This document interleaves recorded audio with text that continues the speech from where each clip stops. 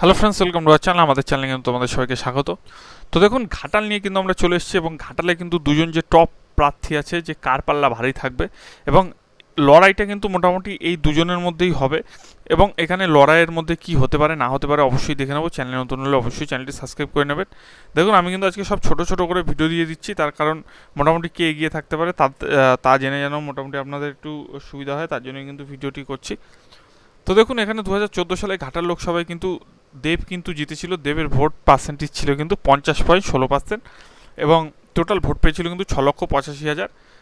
দ্বিতীয়ত কিন্তু ছিল কিন্তু সিপিআই সন্তোষ রানা, তার কিন্তু ভোট পার্সেন্টেজ ছিল 4,24,805, এবং 31.8% কিন্তু ভোট ছিল।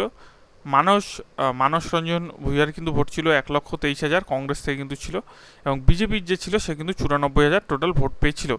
এবং দেখুন, 2014 সালে একটু উল্লেখযোগ্য বিষয় আপনারা দেখতে পাবেন যে 34টি কিন্তু ছিল তৃণমূলের, 4টি ছিল কিন্তু কংগ্রেসের, বিজেপির 2টি, সিপিএমের কিন্তু 2টি কিন্তু ছিল। এবং আপনারা যদি একটুখানি রেজাল্টটা 2019 সালে দেখেন, দেখবেন রেজাল্ট কিন্তু অনেক বদলে গেছে। রেজাল্ট বদলে গিয়ে কী হতে হয়েছে একটুখানি আপনাদের দেখাই। দেখুন, এখানে কিন্তু তৃণমূল কংগ্রেস কিন্তু 19,31,000 টোটাল কিন্তু ভোটার ছিল, এবং 9,80,000 কিন্তু ছেলে ভোটার, এবং মেয়ে ভোটার কিন্তু ছিল 9,50,000। টোটাল মার্জিন যে জিতেছিল দেব, সেটা কিন্তু 1,07,000 ভোট ছিল।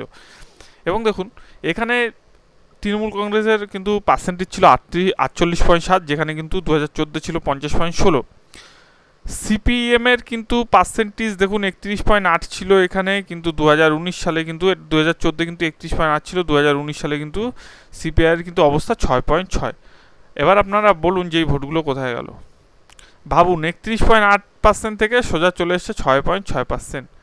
এবং আপনারা যদি একটু উল্লেখিতভাবে লক্ষ্য করেন যে বিজেপির কিন্তু ভোট পার্সেন্টেজ ছিল কিন্তু 6.94%। সেই 6.94% থেকে কিন্তু বিজেপির ভোট পার্সেন্টেজ কিন্তু চলে গেল কোথায়, 41.4%।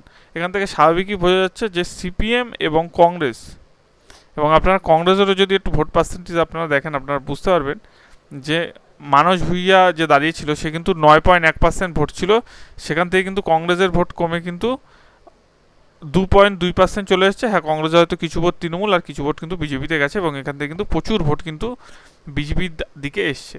এবং সেবারে কিন্তু প্রার্থী ছিল কিন্তু ভারতী ঘোষ 2019 সালে। তো 41% কিন্তু বিজেপি এসছে।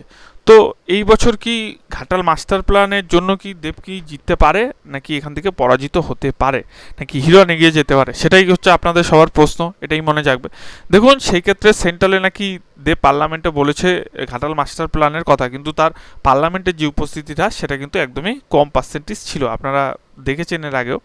এবার দেখুন, যেহেতু সে মমতা ব্যানার্জির কাছে একটা রিকোয়েস্ট করেছে যে ঘাটাল মাস্টার প্ল্যান দিতে হবে, তো রাজ্যের মুখ্যমন্ত্রী কিন্তু তাতে রাজি হয়ে গেছে।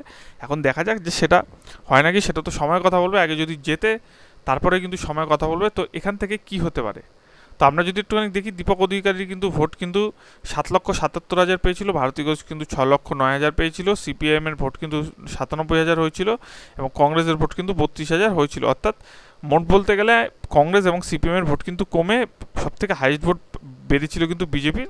তৃণমূলেরও কিন্তু ভোট পার্সেন্টেজ কমেছে, কিন্তু একটি ভালো ভোট কিন্তু মোটামুটি পেয়েছে।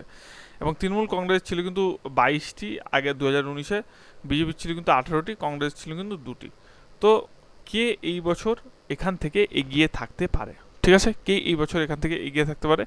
দেখুন, এখানে যতই মত পার্থক্য দল পার্থক্য থাকুক, ঠিক আছে, এটুক বলা যাচ্ছে যে এখান থেকে কিন্তু হিরণ আর দেবের কিন্তু হাড্ডাহাড্ডি লড়াই।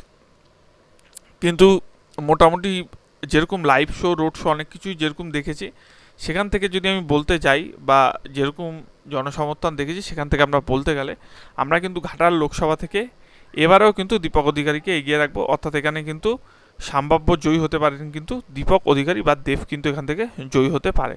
তো দীপক অধিকারী বা দেব কিন্তু এখান থেকে কিন্তু ঘাটাল থেকে কিন্তু এখান থেকে কিন্তু সম্ভাব্য জয়ী হতে পারে।